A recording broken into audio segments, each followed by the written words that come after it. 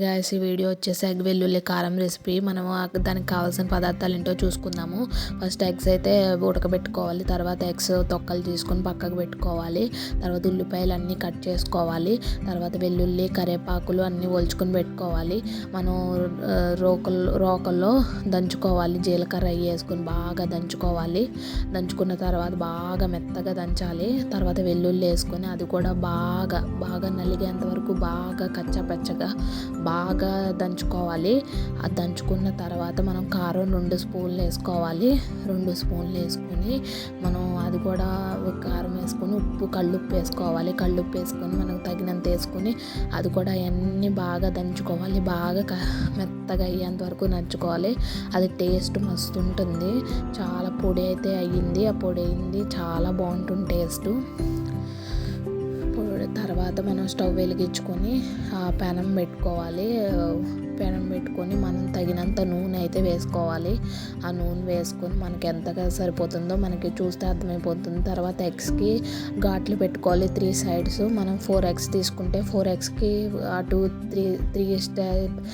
3 సార్లు ఘాట్లు పెట్టుకోవాలి. ఇంకా అలా పెట్టుకొని మనం అవన్నీ బాగా కొంచెం మగ్గేంత వరకు బాగా వేపుకోవాలి. ఇంకా అలాగ వేయించుకుంటూ కొంచెం మనకి తెలిసిపోతుంది. కొంచెం కలరు చేంజ్ అయ్యేంత వరకు మనం బాగా వేపుకోవాలి. వేపుకుంటూ ఉంటే మనకి టేస్ట్ గుడ్లు కూడా మంచిగా ఉడుకుతాయి. అవి ఉడుకున్న బాగా మగ్గాలి.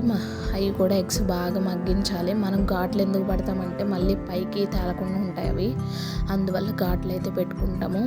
అలాగే ఇంకా బాగా వేయించుకోవాలి. వేయించుకుని ఇంకా బాగా మనకి తెలిసిపోతుంది కలర్ మారేంత వరకు కొంచెం వేయించాక తర్వాత ఉల్లిపాయలు వేయించుకోవాలి.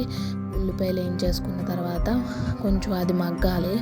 మగ్గిన తర్వాత కరివేపాకు వేసేసుకోవాలి. కరివేపాకు వేసుకుని అది కూడా బాగా తర్వాత పసుపు వేసుకోవాలి. పసుపు వేసుకొని అది కొంచెం పచ్చిదనం పోయేంత వరకు వేసుకొని తర్వాత వెల్లుల్లి కారం ఇది వేసేసుకొని బాగా ఇది వేసుకుంటే మనకి ఎక్కువసేపు అవసరం లేదు. బాగా కలుపుకోవాలి. తర్వాత గుడ్లు వేసుకోవాలి. గుడ్లు కూడా కొంచెం మగ్గేంత వరకు బాగా కింద నుంచి పై వరకు తిప్పుకుంటే మనకి ఏంటంటే అడుగు పట్టకుండా ఉంటుంది. అది ఎగ్ కర్రీ రెసిపీ. ఎవరికైనా నచ్చితే కనుక లైక్ చేయండి, షేర్ చేయండి, సబ్స్క్రైబ్ చేసుకోండి. ఇది టేస్ట్ చేసి చూద్దాము ఎట్లుంది ఏంటనేది. తిన్న తర్వాత ఫస్ట్ అయితే అప్పుడే ఇంకా అయ్యింది. ఇంకా కలుపుకొని వచ్చినాను. టేస్ట్ అయితే తిన్నాక చూపిస్తాను. అది బాగా కాకపోతే టేస్ట్ చాలా అంటే చాలా బాగుంది. అసలు ఫస్ట్ ఉప్పు చూసినప్పుడే నాకు బాగా నచ్చింది. ఫస్ట్ టైం చేసుకున్నాము. చాలా బాగా వచ్చింది. టేస్ట్ అయితే చాలా అంటే చాలా బాగుంది. నచ్చితే